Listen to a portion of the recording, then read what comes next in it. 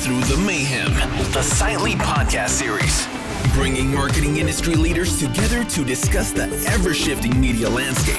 Learn about the ins and outs of real-time marketing, brand safety, influencers, data privacy, technology, and so much more. All from industry experts with real experience, giving you the real answers. Now, let's break through the mayhem. Welcome, everyone, to another episode of Breaking Through the Mayhem. I'm your host, Morton Kelly. I'm joined today by a fantastic guest. His name is Nick Love. He is the CEO of KULUR Group. KULUR is K-U-L-U-R, and we'll touch on that momentarily here. But Nick has a career that spans being an on-air talent for ESPN Digital Media to senior leadership positions at prestigious institutions like the University of Chicago School of Business. He's known for his unwavering commitment to authenticity, transparency, and transformative change. Nick's approach to marketing, communications, and leadership really sets him apart. I met Nick about 6 years ago after he led a social listening panel at a client summit. I was super intrigued then. I'm even more excited now to have him here on the show today. Welcome, Nick. Thank you very much, man. I really appreciate the opportunity. Certainly believe that it's getting ready to go down like 4 flat tires, and it's really good to be able to reconnect. That's awesome. Well, look, we're going to touch on a few topics today, including challenger brands, authentic marketing. You can't have any conversation today without touching AI. So we'll get into a bit of the pros and cons on that. And I think a unique framework that you guys have developed called DOPE, which is obviously a great, teaser in any conversation. Who doesn't want to talk about DOPE? But before we get into any of that, let's dive into who you are, Nick. I mean, we briefly know each other, right? But if anyone goes to your LinkedIn profile, they're going to see that you're a father, a teacher, a marketer, an editor, even a sportscaster at some point in time. But I think I am even more interested to find out how you got into marketing in the first place. It's a funny story, man. And I've finally gotten clearance from my father to really talk a little bit about some of the direct and also indirect learnings that I had growing up as a child. But my father and mother, they were never married, right? But remained the friends. And my father grew up really as a young adult as a promoter, right? Throwing a lot of parties and events in the city of Detroit. And, there's a lot of natural synergy, right, with marketing and event activations and event promoting. Yeah. But there's also a lot of synergy between marketing and dating, okay? And my father was very much the bachelor, okay, as I was growing up. And so I like to tell this story, and it's really quite funny. I would say that during my formative years, in terms of learning how to engage with ladies and things of that nature. Sure. There were a lot of influences for me. My father was one, and then the character Marcus Graham, who was played by Eddie Murphy in the movie Boomerang, was another one, okay? But my father had this particular phone that, and this was like in the mid-90s, that really had about maybe 300 or 400 customizable voice messages, which means if I called from my grandmother's house phone and my father had that number programmed in his phone, it would say, well, hello, Franny, I'm not here. Give me a call a little bit later, right? If my mom called that phone and that number was programmed in his house phone, it was, well, hey, Rita, I'm not home. Leave a message, right? Right. I was old enough to actually be home while my dad would kind of go to work on the weekends and things of that nature. Yeah. His phone was blowing up off the hook. Okay, he's now married, happily married now. So again, I'm in a good place to be able to tell this story. And these people would be calling, and these people, women, they were calling, and oh my God, Charles, that just keeps a smile on my face. And as I was able to really kind of progress and really fully understand what that meant, well, it was beyond awareness, right? But it was creating connection because they felt like there was some type of personalization or customization that was actually happening. Right. It was creating some form of emotion and connection, right? And there was a perceived point of differentiation. And so Right. when I think about my pathway into marketing, again, understanding the premises of that, understanding the importance of storytelling and content marketing, right? Understanding the importance of audience intelligence, right? Right. Be able to bring all of those things together. While I started off my career as an on-air talent within ESPN's digital media department, I instinctively during that time was really fighting the calling of, well, I'm really supposed to be a marketer vis-a-vis an on-air talent. And so that is really the genesis of how I've arrived to where I'm at today. Wow. Um, well, maybe that's a good segue into, how you arrived in the seat as the CEO of KULUR Group, and tell us a bit more about KULUR Group as well. Yeah, And I would be remiss of not touching on the acronym or just how it's spelled, because I think that's significant in the definition of who the agency is. absolutely. I mean, just you tease this out a little bit, but I think it's very important for me to just talk about the experiences that formed who I am and how I approach certain things. Spent a lot of time in the higher education vertical, right? The University of Chicago Booth School of Business was transformative for me, both on the domestic and also international scale of things. I like to joke that my first week I was actually, walking into a gig that I had absolutely no clue how prestigious the business school was. Right. Until my first week there, I was asked to develop the social strategy for a Nobel Prize winner. Wow. And then, that took me to Ohio State, and that was rough as a Michigan fan.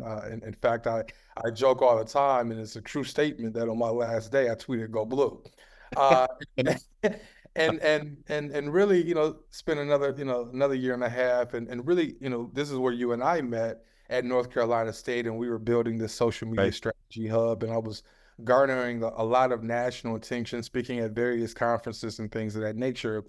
But the one thing that kept coming to me in terms of feedback was, well, Nick, you're a talented marketer, you're a dope marketer, but the bulk of your experience is within higher education. And for the life of me, I really didn't understand what that meant. However, yet it was another example of me and my capabilities being questioned and being Yeah. challenged, right? And this is a narrative that I faced even as a child. Is that, well, you get to a point and then it feels almost as if the goalpost is being moved, right? And so that's really where the challenger mentality has really been developed, firmed up, and we'll talk a little bit about that later. So I Yeah. jumped into the agency industry and had some really good time, good years of experience at GNS Business Communications. Really had an opportunity to kind of cut my teeth there. Was promoted multiple times, built a digital center of excellence, help land some of the largest clients that the agency has had.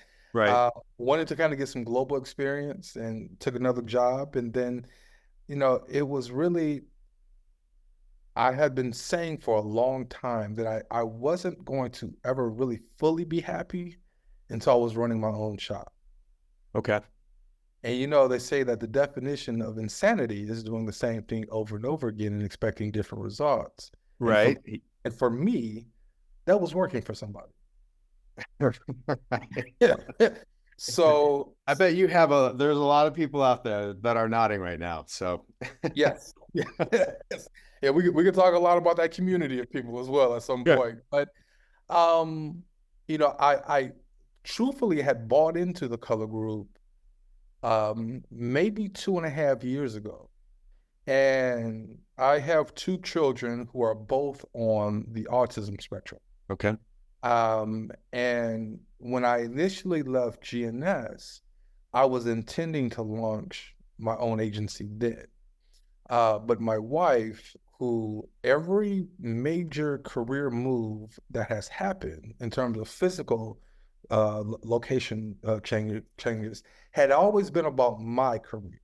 Okay. right?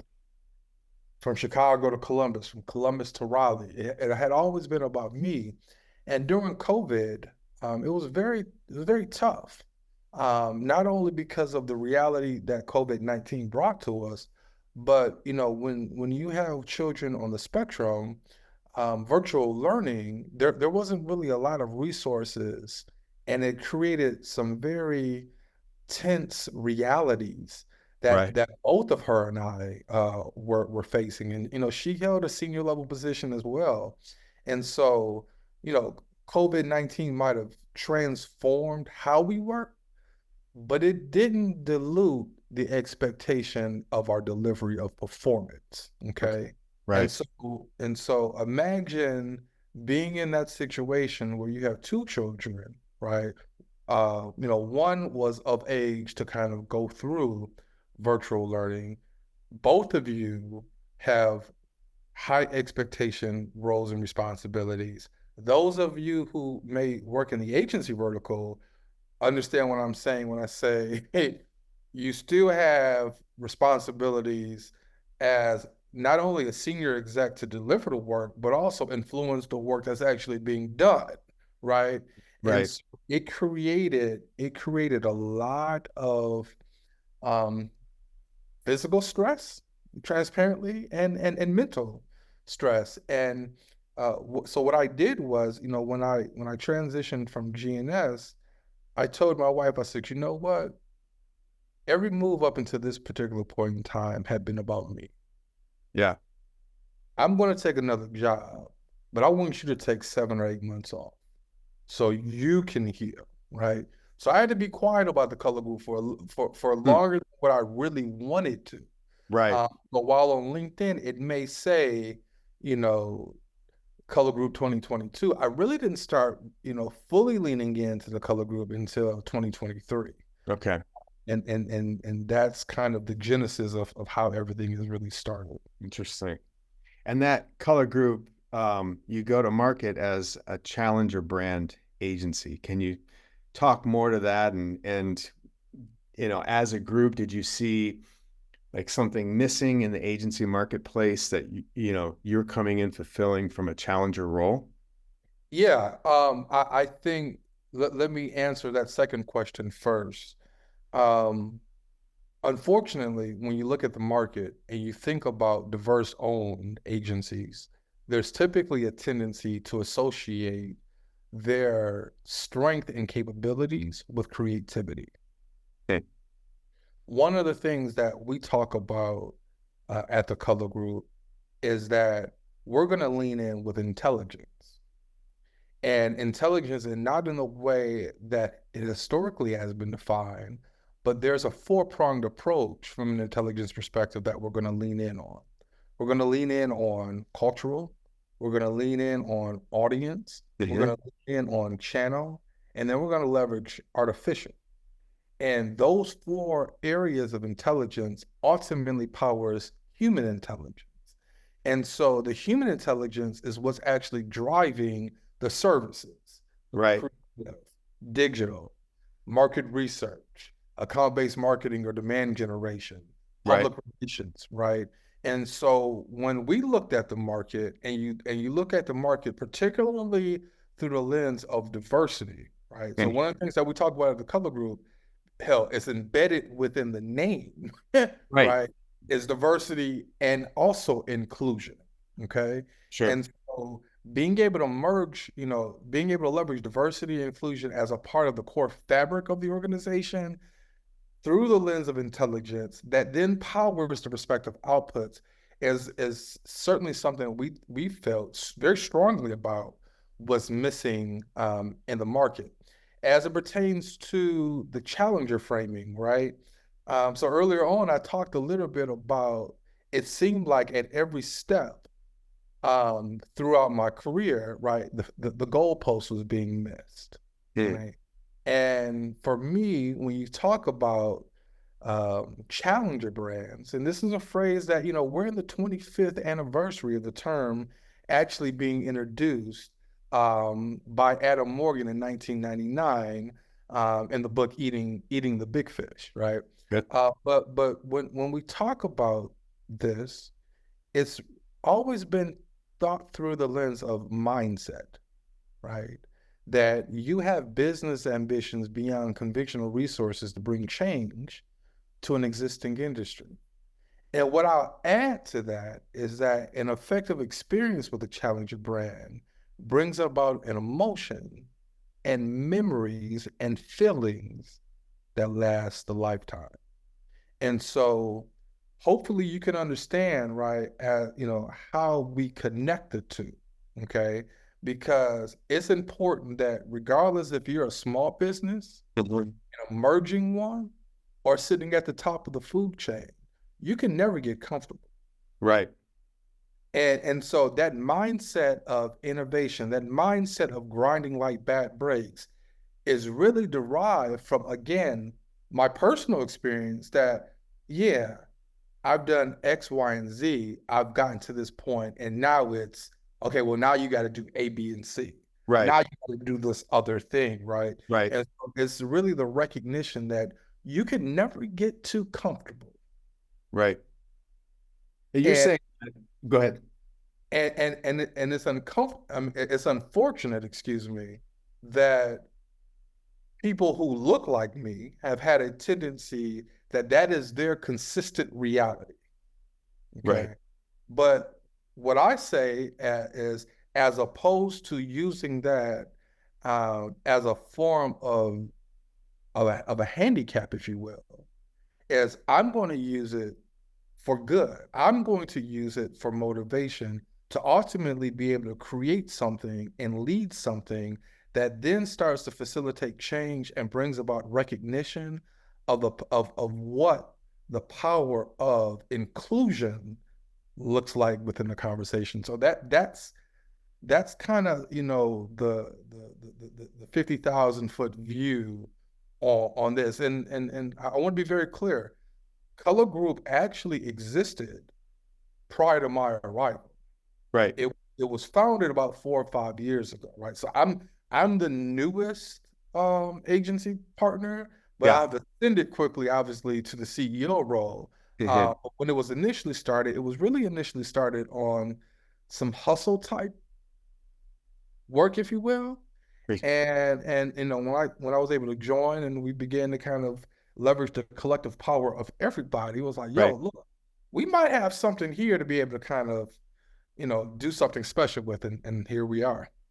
So just as I think through that, effectively, and I think you said this a couple of months ago when we got reconnected, that you challenged the notion of the challenger brand by saying really any or most brands worth their salt should be setting themselves apart, right, with a mindset. They should be challenging themselves to continue to, like, to what you're saying, you don't rest on your laurels. As soon as you accomplish X, you should be pushing yourself to accomplish Y. And that's challenging. That's the challenger mindset within the industry. Absolutely. Absolutely. I think, if we were to take that a step further, right, and say, okay, well, you hear these things, the challenger mindset, right, talked about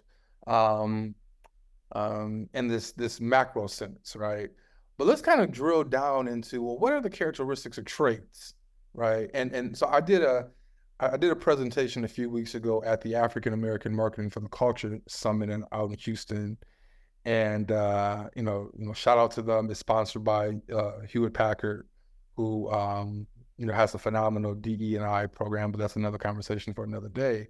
But one of the things that I talked about in that session is that there's often the term challenger and disruptor are used as if they are the same or interchangeable, right? They are different. They are different, but you can be both. You can be both, but they are different, okay? Right. One of the things that I talked about in that session was, what does a challenger mind map look like, right? What are those tenets that build you up? And so what I centered on was, well, you're going to be hungry, you're going to be humble, Okay. you got to be teachable, You have to have something to prove. You have to be willing to serve. You have to have a sense of urgency. You have to play to win.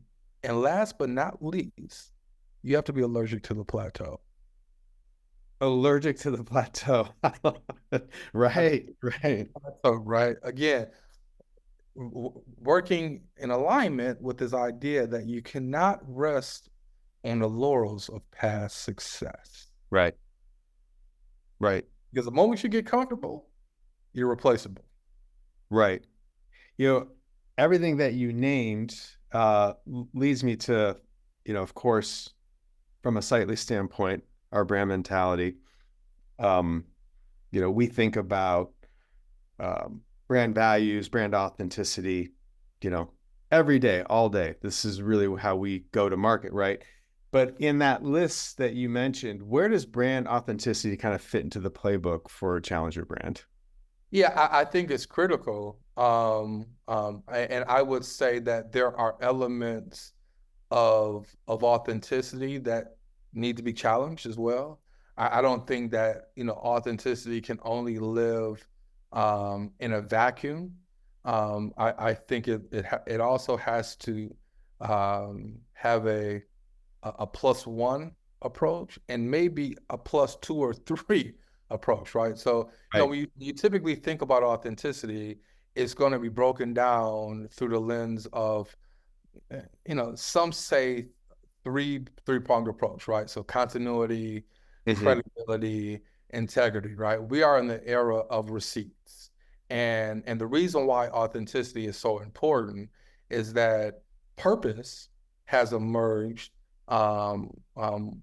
within some of the emerging generations, right, as a point of focus that will guide advocacy or revenue or support tenets, okay?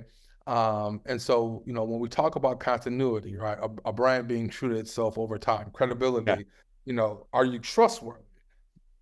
Integrity, it's more about, being honest, this idea of doing the right thing.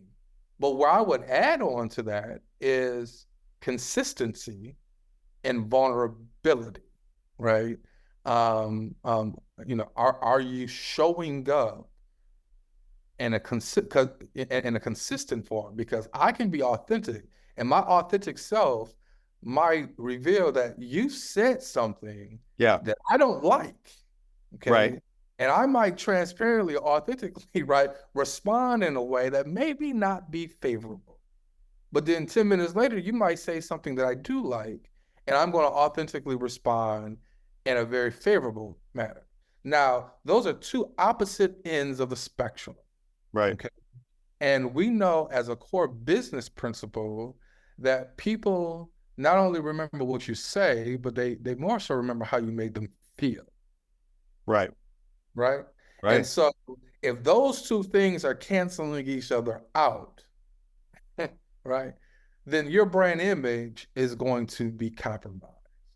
But if I'm consistently engaging with you in a way that is making those positive deposits, right? Yeah. The equity balance is there. That's ultimately going to be what you pull from to make a decision.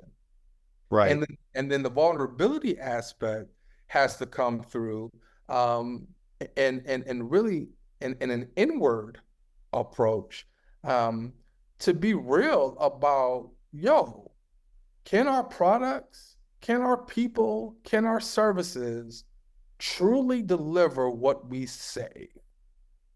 Right. Right? Because we live in a world that is infinite, there's an infinite amount of data that's available to you, right? And ultimately, there are some fundamental questions that all strategists, all marketers have to be answering all the time. And, I know we'll talk a little bit about this later around the importance of data. Right. But I'll say this, we don't talk about data-driven decisions at the Color Group. We talk about decision-driven data. Interesting. Yeah, expand on that. Yeah, so there was a book. I hear it every day, data driven, right? But instead of Exactly. But like decision driven. it's really decision driven, right? Because let's just be very clear. If you lean in on data driven decision, oftentimes what this aligns with is that you're providing the right solution to the wrong question. Okay. Right. But you have to, as a marketer, as a leader, you have to provide the right solution to the right question. So there was a book that came out by, the name escapes me, but they are faculty associated with the Wharton School of Business at UPenn that talks about decision-driven analytics. Okay. And what this really hones in on, right, is what are the questions that you need to have answered, and what are the data points that you can leverage to best support that you are making the right decision. Right. Right. And so it's really about, let's start with the end in mind. I don't want to just look at a spreadsheet of data, right? I want to be able to, and we talk a lot about learning agendas at the KULUR Group and really arming our clients with that. Here are the 3, 4, 5 core sets of questions that we want to be able to answer as it pertains to this marketing or public relations campaign, right? And then that allows us to zero in on the particular points of data that's available to us, right? That then allows us to answer, was this successful or not? Data-driven decisions, right? It has been used so often, it's almost like people are in a rush to go look at the data and then take the data and arrive at some point, when data by itself doesn't always tell you the full story, right? There's always going to be some context and some nuance associated with it, right? And so, and again, I don't want this to be misconstrued that we deprioritize data. We do not. Right. Right. You heard me earlier talk about our intelligence factor. Yeah. But what I am saying is that context matters. Right. Here, and that cannot be lost for today's marketer. Right. Yeah, and it's hard too when you have an ocean of data in front of you. How do you sift through all of that data to find the supporting insights that you were talking about? Everyone wants you to boil the ocean to come up with, the silver bullet, if you will. Your clients are looking to you to come up with the answers based on all this data that you're getting. We have every day for us at Sightly, we have all this unstructured data that we're structuring into insights. It's, a lot of what we do, but how do you approach all the data that you have available to you to, surface the insights that you need for your clients? Yeah, I mean, again, I think it ladders back up to the learning agendas, right? One of the things that we'll do, we'll typically, roll out a learning agenda, and we are arriving, first and foremost at business objectives, right? Not marketing or comms, business, right? Because ultimately, that's what you're going to be evaluated on, right? How are you impacting the business? Can you either correlate or provide some causation, right, to what you're specifically doing? And we want to get alignment up front, right? Here are the particular questions that we need to be able to answer, right? And so if you're paying us, 5-6 figure deals to help develop a messaging strategy for you, right? Then we need, as a part of that learning agenda, we need to be having some form of question that starts to evaluate, which message is impacting or resonating with your audiences the most. And is it driving what you needed to drive, right? And so we'll have general questions, or we have this 4R methodology that talks about reputation, recognition, relevance, and resonance, right? And there are going to be a core questions that fit within each of those 4 R's. But the one that's, if we're just talking about messaging, right? Yeah. The one that's always critical that we're going to ask within that 4R, not within the learning agenda, but within the 4R, is, are you known for what you want to be known for? Real simple. Right. Yeah. Well, that's getting that reflection. Do you go to, social listening? How do you put that mirror up for the clients to understand? Yep. So we use a collection of things. Certainly social listening is going to be one. Certainly keyword research is going to be one, right? I mean, we're in an omni-channel world where, individuals are using multiple channels or whatever to be able to, be informed or be educated or be entertained to ultimately build those relationships with those particular brands. Right. We'll certainly tap into survey-based data that we're able to kind of gather. We are tapping into more machine learning and predictive, right? Sure. To ultimately leverage that intel to, one, influence, testing opportunities and really, kind of get a sense on, how clean is the data that we're gathering driving to the outcomes that we're trying to influence. I would say that, we're looking at behavioral data, when people are landing on particular web products, right? One of the things that we talk about, that there's a difference between beliefs and behaviors. And Yeah. so, we segment these data points. There might be social listening that falls into the belief aspect, right? Right. These are the opinions that people are expressing, right? Right. Or the comments that might be left on message boards or news articles or things of that nature. But is it matching the behavior, right, in terms of sales, in terms of web activity, in terms of engagement Right. from an email perspective, in terms like the ability to understand both? We're going to look Yeah. at all of the respective channels through this omni lens to ultimately, hopefully, provide that silver bullet that our clients are looking for. Right. Right.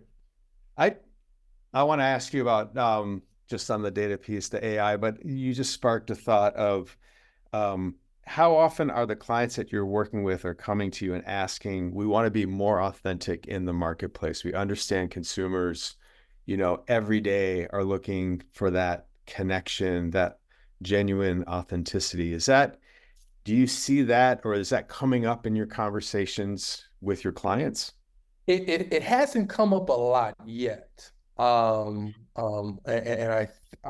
I expect for it to, with the emergence of our agency and the momentum that we're starting to kind of scale with. We have a client that I won't mention their particular name, but they are a global entity that focuses on solving one of the world's biggest issues, and that's poverty. Okay. Okay. And so what I will say is that they have not said that they don't know their audience, right? I Right. think that they have a very firm understanding of who their audience is. Where I do think that they're comfortable engaging is that they want to understand a lot more about their audience behaviors, okay, Sure. on particular platforms, and how the content that they're disseminating on their respective channels are resonating. Right. So that gets into, again, what I was just talking about regarding beliefs and behaviors, Yeah. right? So they understand the firmographic and psychographic information, through the lens of focus groups, market research, so forth and so on. But does it translate well from the behavioral component? And so that's where I do think, that's not in our scope yet. Right. But that is an area where I think more and more entities will start to really parse out the two, to get the behavioral intelligence which is why you see predictive, which is why you see machine learning, right, really emerging as a critical component. I can quickly share this, that a few years ago, and this was at another agency, but when I was leading that arm of the agency, we did some really cool things where we were able to actually predict with a degree of accuracy the performance of social media posts based on the tonality of the words used in the copy. And so, I'm hoping to, well, it's not that I'm hoping, because I guess I have the ability to make the final decision, so I got to get used to that. We will build that, a similar capability with the KULUR group, because when you think about the impact that social media has, right? Effort versus impact, right, is critical from a business perspective. And so being able to predict with a degree of accuracy word choices, tonalities, right, to get above first and second levels of particular algorithms could be a very interesting play. I think I might have just given away a business plan, but bite me. That's fascinating. When it comes to generative AI, how's the KULUR, how are you and the team leveraging that, for different use cases? And I'm very keen to understand, what challenges or biases that you're up against or realizing when you're going through that data and saying, now that's to your earlier point, you have to filter everything for context. And obviously there's a lot of limitation on generative AI, and working with diverse clients, you might be more keen to it than many. So I'd be interested to hear your perspective on that.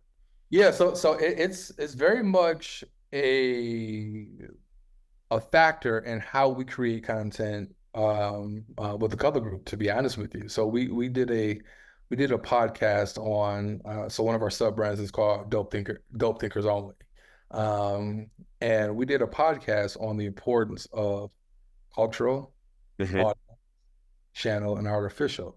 Right. I'll say that during Women's History Month, we came out with an article that featured Harriet Tubman. Okay. And the article was really positioning her as the GOAT of challengers, the greatest of all time of challengers, right? Right. Have conventional business resources, brought change to an existing industry, right? Now, hers wasn't about business, hers was about life, okay? Yeah, right. But we tapped into generative and really had some interesting conversations and produced some, what I would call, some very thought-provoking creative, where we had a image of Harriet Tubman giving a TED Talk to a room full of men who didn't look like her. Right. Fascinating. Very, very intentional. Right.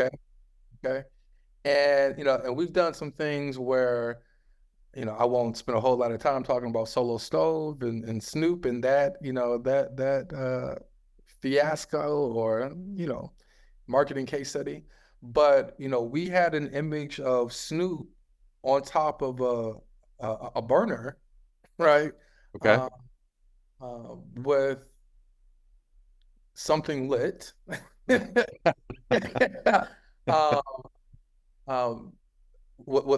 actually money lit, right? Because again, there was misalignment within that activation around influencer and impact on bottom line business goals, right? And you spent a lot of money, so you spent a lot of money generating awareness, right, but it did not impact, right, what you were trying to do, which ultimately led to an exit, right? Right. So we use generative in a lot of different ways, and it's interesting. One of my colleagues and co-partners, I can only imagine the type of swifting that he has to do when developing these creative images, right? Because while AI is, very much an accelerator, there's a lot of gaps in it, right? And it Yeah. doesn't understand cultural context, right? Again, I spoke at the Marketing for the Culture Summit, and if I said, um, if I typed in as a prompt, right, or if they pick something up that says, oh, well, Nick is the shit. Well, they might be thinking about a piece of defecation, Right. right? Right. But from a cultural perspective, that's actually a compliment, Right. Yeah. right? Of elevation. And so, when we did the Harriet Tubman thing, there were a lot of outputs. I'll just leave it at that, right? Yeah. A lot of discernment, had to be applied. So that's why, one of the things we talk about emphatically is the importance of that cultural intelligence to run in Right. tandem with that artificial intelligence, right? To make Right. sure that you're not putting yourself in situations like Gucci did a few years ago with the blackface campaign, where, people are questioning, like, well, who was in the room? Right. Who Right. who who made the call for this to say, oh, well, this is okay, and let's go to market with it? Right. Yeah. Yeah. We're such early days with generative AI. And I mean, to have this conversation 3 years from now is going to would be fascinating, because there'll be so many more, there's going to be such an expansion of data sets that may more accurately be able to give results. It could make your job easier. Maybe it'll make your job even harder, because maybe there are more nuances that you're going to have to, use the human intelligence to decipher and determine. No, this is still culturally not aligned, right? But yeah, And interesting. if anything, I think it's going to wage more competitiveness, right? I wrote an article that started out 2024 that talks about that this year was the year of the challenger. Okay. And, and I believe that when you have the ability to merge these areas of intelligence, particularly in a reality where remote working is available, right? Now these smaller entities, smaller brands can not only tap into creativity, but accessibility as well, right? In this global world that we live in, that is going to require ongoing focus in creativity, because right now, in a lot of different industries, it's a sea of sameness. Yeah. Right. It's a sea of sameness, right? And so when you think about these inputs kind of going into, AI and things of that nature, right, it's going to really bring out the importance of intelligence that powers creativity. Right. Yeah. You have the hat dope.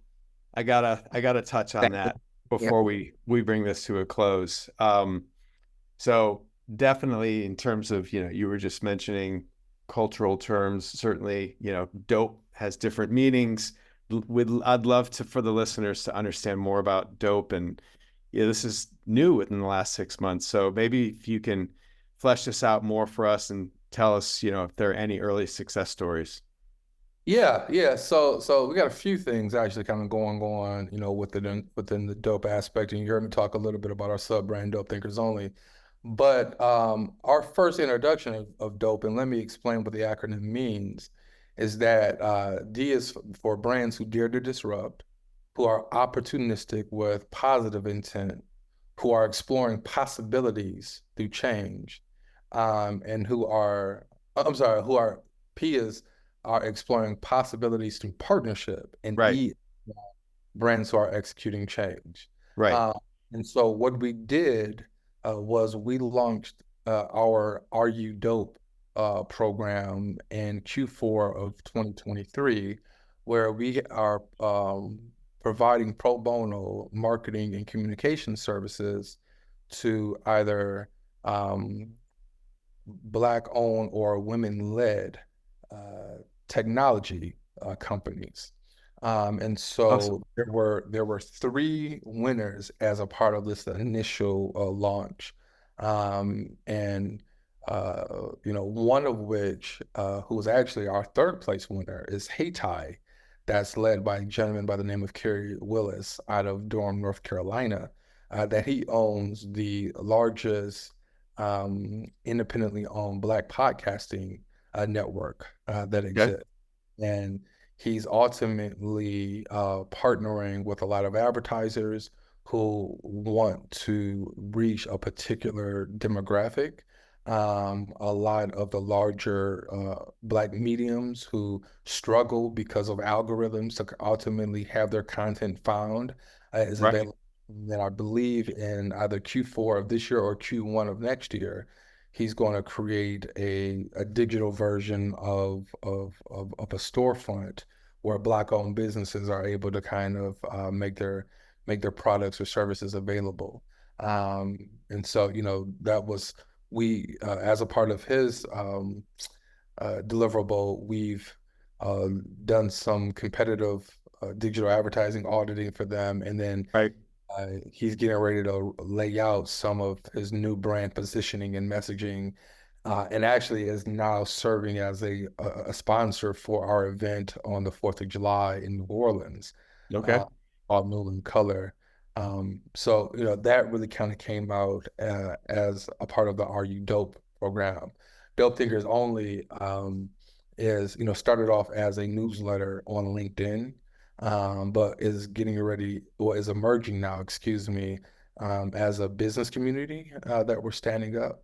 And, we've really tried to give some definition to what is a dope thinker, right? And a dope thinker is someone who elevates categories, products, people, experience, and culture through the power of diverse and inclusive thinking. So, certainly we're going to be standing up some scholarships and some internships in the fall. So really, really excited about how this framework is really starting to kind of grow and permeate through the KULUR group. Oh, that's really exciting. For the listeners, can you spell the podcast that you were mentioning?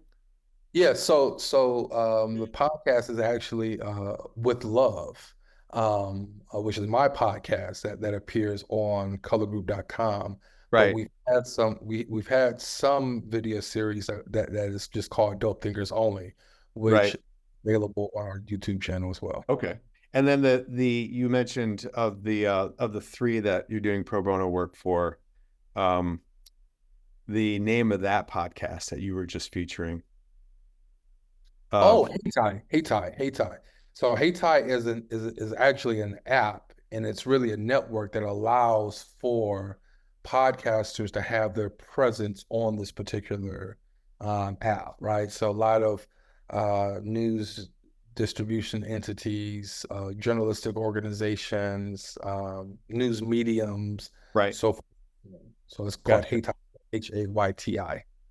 Got it. Perfect. Thank you so much. All right. So as we bring this to a close, Nick, we're almost halfway through the year here. So much has gone on. I mean, the year of the Challenger brand.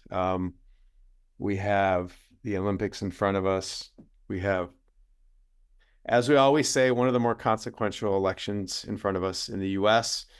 The economy seems like it's rebounding a bit. I mean, there's a lot of macro influences that come into play whenever we're doing marketing.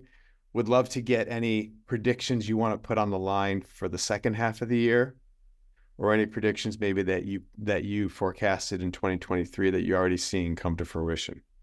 Yeah, I think the examples that you just laid out comes to one common theme, and that is the importance of culture. Yeah. Period.